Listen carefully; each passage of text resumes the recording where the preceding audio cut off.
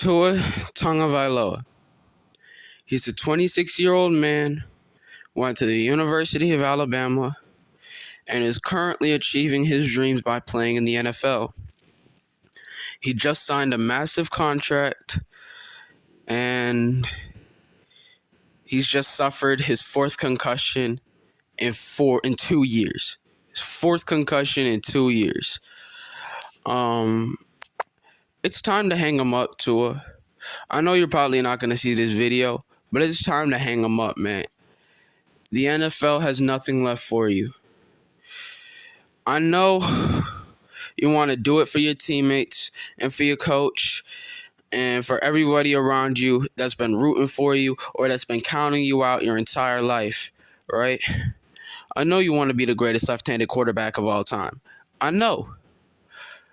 But you also need to know that your brain is the most important part of your body.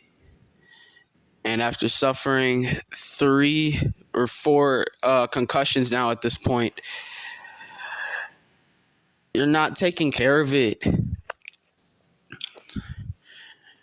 After the first concussion, it gets easier to get a second one and easier to get a third one and easier to get a fourth one and so on and so forth. If you keep playing, man, it's going to get to the point where somebody can smack you on your head and you get concussed.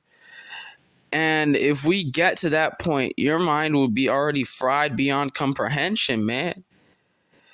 And I personally, selfishly as a fan, don't want to turn on my TV and see a man die on the football field. You selfishly as a person shouldn't want to die on a football field, because that's the only place I can see this heading. You have to be selfish, Tua. You've already got your wealth, and isn't the entire point of gaining that wealth to enjoy it later on?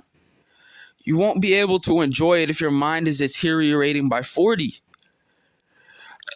And I don't want to look back on those NFL Where Are They Nows when I'm in my 30s, right, and see Tua Tagovailoa dead at 39. I don't want to see that, man. You don't want to see that. Nobody wants to see that. I can guarantee you, everybody around you would rather see you retire and see you hit your head on the back of the turf again and get injured again. It's not about football anymore, man.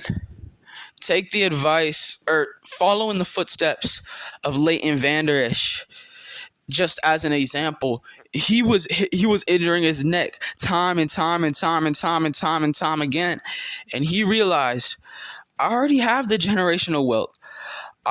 I need to be able to enjoy this. I need to enjoy my time. I've spent my time here. I've made my money. I've fulfilled my dream of playing in the NFL. Now let me get out while my body's still right.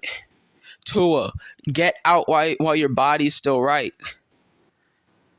Please, man. I know you did that jiu-jitsu training last year, and I know you bulked up to try and prevent the concussions, and I know it worked for 1 year. And this might be an outlier, but I don't care if it's an outlier, man.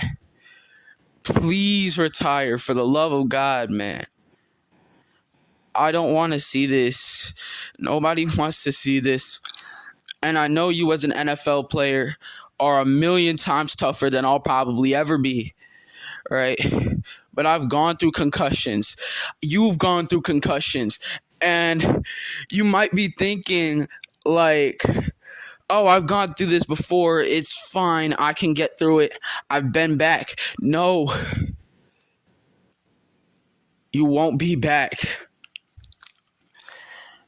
Your mind will never operate as it was after the third one. Your mind will never operate after it was like it was before the concussions. This is not right. So I'm just calling today Please, Tua, please retire. The NFL has nothing left, but your brain still does. Peace out.